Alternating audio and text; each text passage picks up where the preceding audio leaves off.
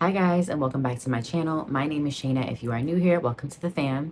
In today's video, we're going to be discussing another topic. I guess I'm going to make this another part of my Girl Talk series. If you guys did enjoy today's video, please give this video a big thumbs up. It's always appreciated. And make sure you guys subscribe if you are new here. And hit that notification bell to stay notified when I upload every Wednesday and Saturdays, sometimes Sundays.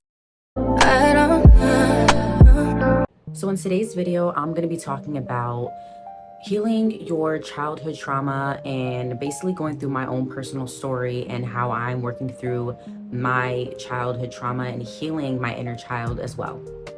Without saying too much and dragging this video out, basically, my story starts many years ago, and because of the trauma that I went through as a child and stuff like that, I feel like I can definitely give insight and help maybe somebody else who's in a certain situation or same situation that I was in growing up, and have ways to be able to cope and give different techniques and things that I've used throughout the years, as I'm 25 now, and like maybe didn't have the techniques years ago that I do have now to basically cope with things and learn how to evolve as a person without letting my trauma affect me while healing my inner child as well, because that's been a big challenge for me to try to heal my inner child. It's not something that just takes one day or a week or a few months. It takes years, for me personally and my story. And it's something that I'm working on every day. I'm constantly trying to find ways to heal my inner child and, not suppressing that emotion, but encouraging the feelings and encouraging that feeling of safety as I would have wanted to feel as a child. One of the main ways I do that is I go to therapy weekly. I go once a week, and that I've been going to therapy since I was about 16 years old. So it's been many years. I've had a few therapists here and there because the one therapist that I had at first, I had her for about 3 years, and then she left the practice I was going to. So then I didn't have a therapist for a little bit of time, and I kind of started journaling, and I liked it for a certain period of time, but after a while I didn't enjoy it as much as speaking to someone one-on-one in person.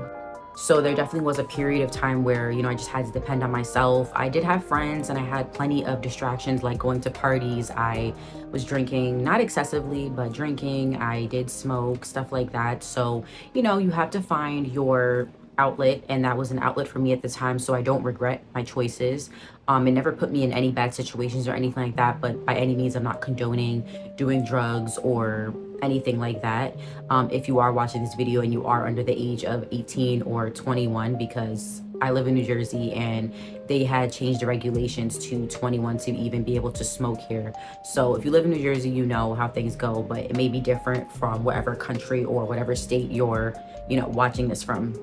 But for me, that was my outlet. That was my poison of choice, if you'd like to call it. But it did help me at the time to cope and get through what stress or anxiety I was dealing with, whether that be college, because I was in college twice. I was working full-time jobs both times that I was in college, and also managing a social life and sometimes dating. It was very hard to balance all those things without having such a high stress level, as well as not having therapy or someone to constantly speak to about, because I did have good friends in my corner, but I don't like to unload on people like that. And sometimes I overshare. And that was something I had to learn to not do in order to be able to, weed out the bad and good friends in my life.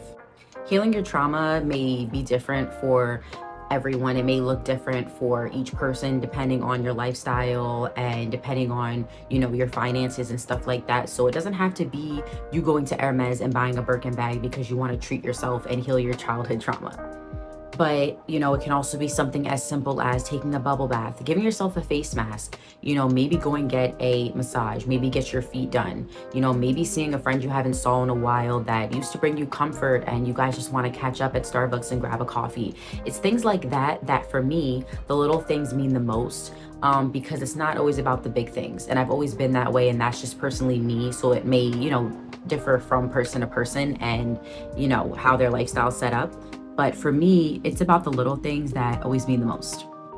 But with me healing my childhood trauma and just healing my inner child, I really find that the little things is what makes me happy. And it could be simple as buying something that I wanted when I was a child that I couldn't afford. Now I can get it for myself. It's things like that that are really going to heal your childhood and really heal that inner child trauma, for me personally. And I think a lot of people can agree with me because I do see a lot about healing our inner child a lot on Instagram and TikTok now, and it's more widespread that we're talking about these things. And I love that because I feel like a community with so many of these people, and I can speak to these men or women, and we're like going back and forth with our stories and just, you know, relating with each other. And you feel so down to earth, you feel so human like when you're talking to other individuals, and you don't feel like alone with so many people, because we tend to, as humans, we tend to think we're all so different, and in reality we're so much alike, more than we think we are.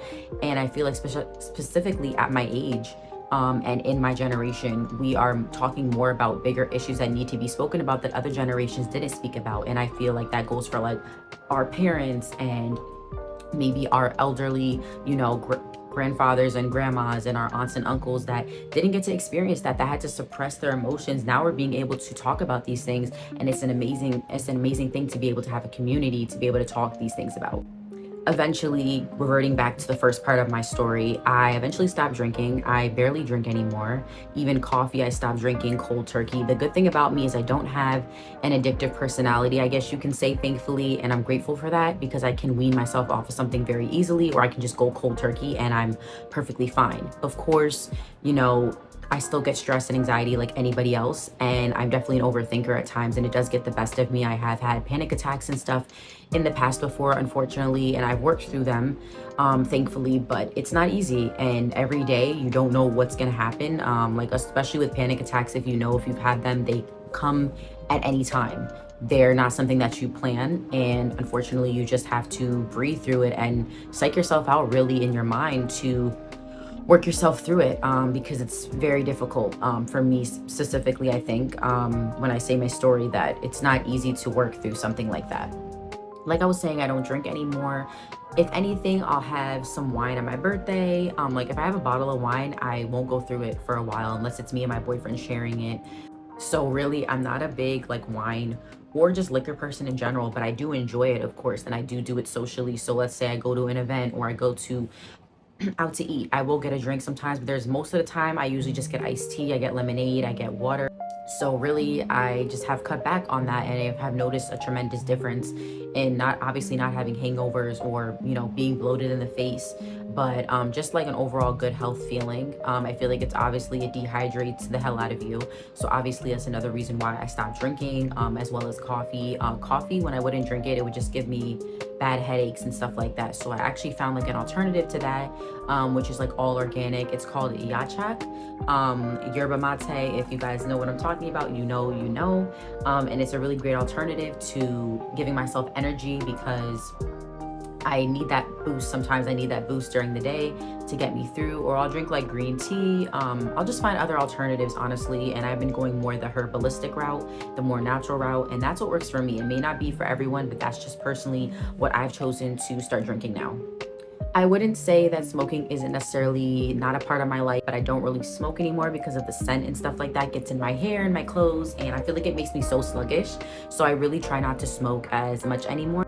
So yeah, it's still a part of my life, but more so in the edible factor. Like I use it for my plane anxiety, because if you guys didn't know, I have a super big anxiety on planes. I do like flying and stuff like that, but the few times that I have flown, I always get a crazy amount of anxiety before I fly. So like my last flight when I visited my sister in LA back in October, I actually had half of a edible like gummy before the flight, and I was amazing. It lasted me like 8 hours.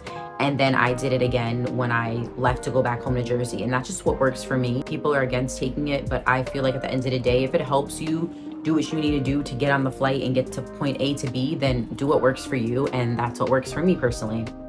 So to sum up all the things that I spoke about today, I hope I gave you guys some insight into my story, and maybe I'll elaborate it in more in depth. If you guys would ever like to see something like that down in the future, maybe I would speak about it again. But Until then, this will be my first and last video on this topic, and I hope you guys kind of, maybe found some interest or similar topics in this video that you guys can relate to, or coping mechanisms that maybe you guys use as well. So make sure you guys give this video a big thumbs up. Thank you so much if you do, and please subscribe if you haven't.